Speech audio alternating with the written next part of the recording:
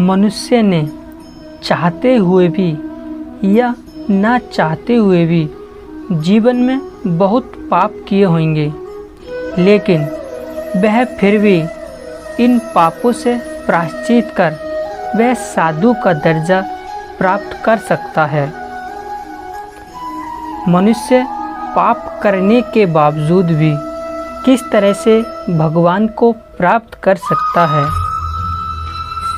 एकमात्र ईश्वर परम पिता भगवान श्री कृष्ण अर्जुन से कहते हैं कि यदि कोई बहुत ही दुराचारी व्यक्ति भी प्रेम व भक्ति के अन्य भाव से हमको भजता है तो वह साधु है, क्योंकि उसने भली भांति निश्चय कर लिया है कि परम पिता परमेश्वर कृष्ण के भजन को समान अब अन्य कुछ भी नहीं है। यदि कोई व्यक्ति जीवन में बहुत पाप किया है, उसने कभी कोई पुण्य पाप का विचार किया ही नहीं, केवल अपने भौतिक व इंद्रियों के सुख के लिए ही जीवन जिया है।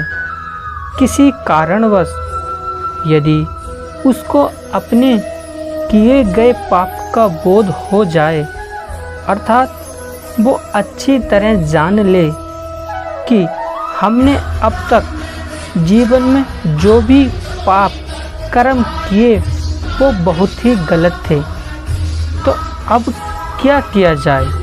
तो भगवान श्री कृष्ण कहते हैं कि ऐसी स्थिति में वो मेरे नज़र में साधु हो गया है तथा मेरा प्रिय भक्त हो गया है, क्योंकि उसने निश्चित कर लिया कि मेरे भजन के समान अब उसके लिए कुछ भी नहीं है। हमने अब तक जो भी कर्म किए हैं उन सब कर्मों का एकांत में चिंतन करें।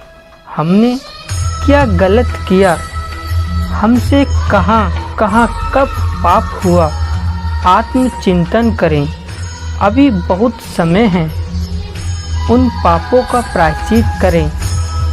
अब संकल्प लें कि कभी भविष्य में कोई भी पाप नहीं करेंगे व शेष जीवन निष्काम कर्म करते हुए भगवान की भक्ति में व्यतीत करेंगे।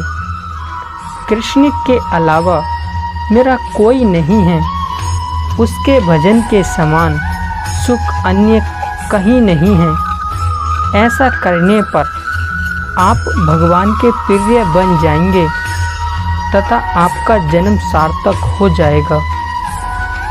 इस मानव जन्म का मूल उद्देश्य समाज के लिए कुछ अच्छे कार्य निष्काम भाव से करते हुए स्थिति प्रज्ञ बने रहना व अपने जीवन को हरि चरणों में समर्पित करना ही पुण्य का काम है। तो अंत में कहिएगा दोस्तों, राधे राधे।